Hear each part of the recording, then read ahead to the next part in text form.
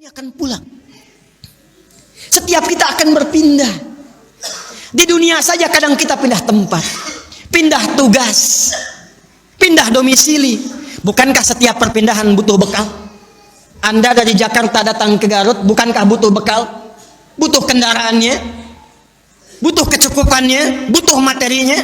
Dan satu saat kata Allah, dunia ini pun bahkan akan kita tinggalkan. Dihadapkan di pandangan kita ada orang yang wafat kita dengar, bahkan kita lihat, bahkan kita sholatkan, bahkan kita antarkan ke kuburnya. Dan besok lusa kata Allah kita yang pulang.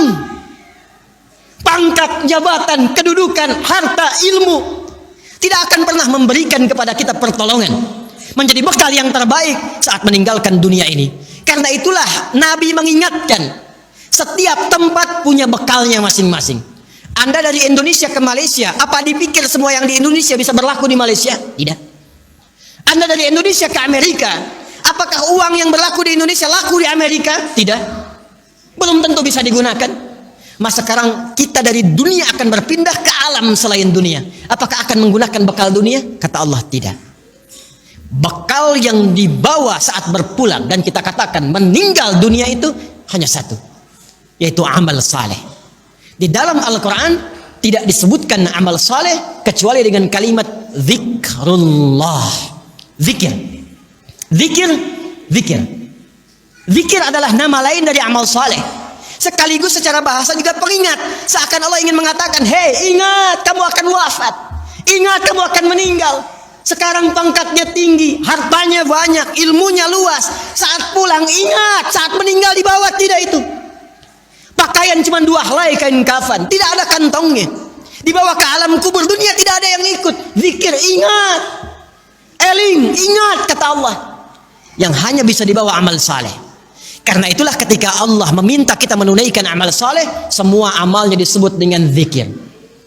Bukankah kita diperintahkan menunaikan salat? Salat dalam Al-Quran disebut dengan zikir.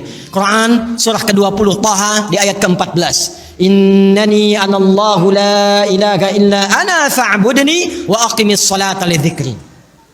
Baca Quran, Quran disebut dengan zikir. Quran surah Al-Hijr di ayat yang ke-9.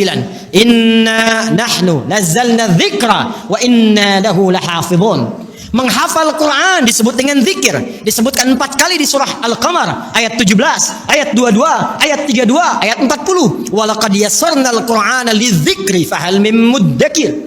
Doa itu amal saleh disebut dengan zikir. Quran surah ke-7 Al-A'raf ayat 205. Uzkur rabbaka fi nafsika tadarruan wa khifatan wa dunal jahri minal qaul. Anda setelah salat mengucapkan subhanallah, alhamdulillah, Allahu akbar, itu zikir. Quran surah ke-4 An-Nisa ayat 103. Fa idza qadaytumus salata fadhkurullah. Maka kata Allah, ingat kalau sudah sampai akhir pekan itu, yang dihitung jangan cuma dunianya. Berapa ya harta yang dikumpulkan selama kerja ini? Di pasar, berapa keuntungan yang diraih? Di kantor, berapa omset yang didapatkan? Berapa pangkat yang sudah diletakkan di pundak itu?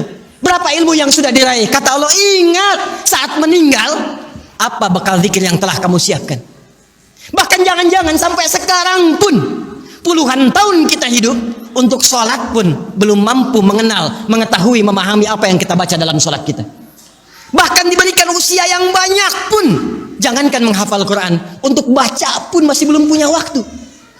Hadirin, anak-anak sekarang, kami katakan kepada Anda, saya membimbing anak-anak penghafal Quran. Ada yang matanya tak mampu melihat, ada yang otaknya lumpuh, usia 3 tahun, 4 tahun, menghafal Quran sampai hafal 30 juz. Dan ketika kami tanyakan kepada mereka, kenapa Anda menghafal Quran? Mereka katakan, untuk menjadi bekal ketika berjumpa dengan Allah subhanahu wa ta'ala. Ada seorang anak matanya buta. Orang katakan buta, kami katakan ditutup matanya oleh Allah supaya tidak memandang maksiat. Dia menghafal Quran, bapaknya menggendong, menaikkan ke motor, diantarkan ke penghafal Quran. Sampai selesai hafalan Qurannya, ketika dia pulang ditanya, kalau kami ingin berikan hadiah, apa yang kau harapkan?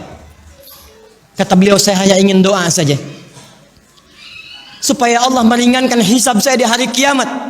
Saya ingin katakan, ya Allah, saya mengakui saya banyak berbuat dosa, maka mohon dengan Quran yang telah hamba hafalkan ini, kurangi hukuman kami ya Allah. Ringankan hisab kami ya Allah. Anak kecil, matanya buta, belum balik, belum berlaku hisab, menghafal Quran supaya minta hidupnya diringankan di hadapan Allah dari dosa-dosa yang mungkin dilakukan. Anda diberikan 40 tahun, 50 tahun, 60 tahun, kalau sampai detik ini mengharapkan surga Firdaus, tapi belum serius mencari bekal, maka dengan cara apa lagi dan berapa lama lagi Allah memberikan kesempatan kita untuk mendekat kepadanya. Karena itu insan beriman, bangun kekuatan, bangun silaturahim, jauhi sifat terpecah belah, jauhi polarisasi, satukan cinta di antara kita. Setelah itu tingkatkan ibadah kita, niatkan setiap pekerjaan kita untuk mendapatkan ridha Allah Subhanahu wa taala, dan setiap tempat yang kita pijak, pakaian yang kita kenakan, kelak semua akan bersaksi di hadapan Allah. Itulah ikhtiar dan ibadah kita yang telah kita lakukan selama berkehidupan.